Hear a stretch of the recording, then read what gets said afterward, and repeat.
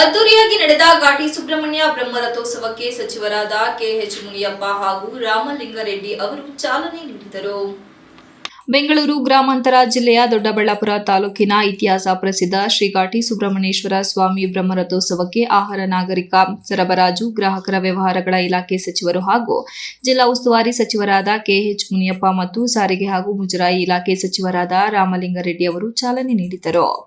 ಈ ಸಂದರ್ಭದಲ್ಲಿ ದೊಡ್ಡಬಳ್ಳಾಪುರ ಶಾಸಕರಾದ ಧೀರಜ್ ಮುನಿರಾಜು, ಜಿಲ್ಲಾಧಿಕಾರಿ AB Basavaraju, CEO Anuradha, SP CK Baba, AC Durgashree, guarantee ಯೋಜನೆ ಅನುಷ್ಠಾನ ಸಮಿತಿಯ ಜಿಲ್ಲಾಧ್ಯಕ್ಷ ರಾಜಣ್ಣ, ತಾಲೂಕು ಅಧ್ಯಕ್ಷರಾದ ಜಗನ್ನಾಥ್, ಘಾಟಿ ಸುಬ್ರಹ್ಮಣ್ಯ ಕ್ಷೇತ್ರ ಪ್ರಾಧಿಕಾರದ ಅಧ್ಯಕ್ಷರಾದ ರಂಗಪ್ಪ, ಸ್ಥಳೀಯ ಜನಪ್ರತಿನಿಧಿಗಳು, ಮುಖಂಡರು ಭಾಗವಹಿಸಿದ್ದರು.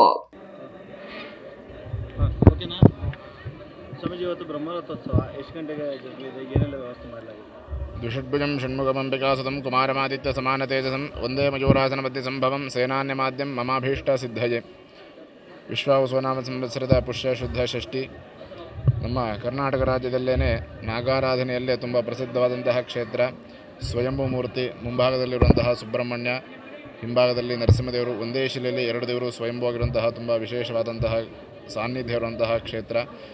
ಈ ಕ್ಷೇತ್ರದಲ್ಲಿ ಇವತ್ತಿನ ಸ್ವಾಮಿಯವರ ಬ್ರಹ್ಮರಥೋತ್ಸವ ಕಾರ್ಯಕ್ರಮ ನಡೀತಾ ಇದೆ.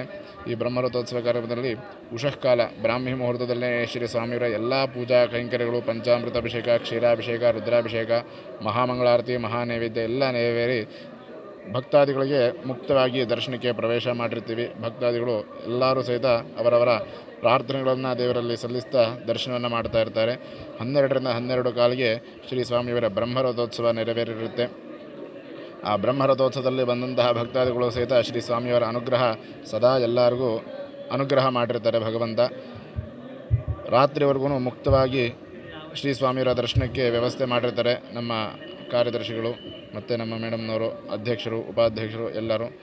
ಸಕಾಲಕ್ಕೆ ಎಲ್ಲರೂ ಬಂದು ಸುಸೂತ್ರವಾಗಿ ಭಕ್ತಾದಿಗಳು ಬಂದು ದರ್ಶನ ಮಾಡಿ ದೇವರ ಕೃಪೆಗೆ ಪಾತ್ರರಾಗಬೇಕಾಗಿ ಪ್ರಾರ್ಥನೆ.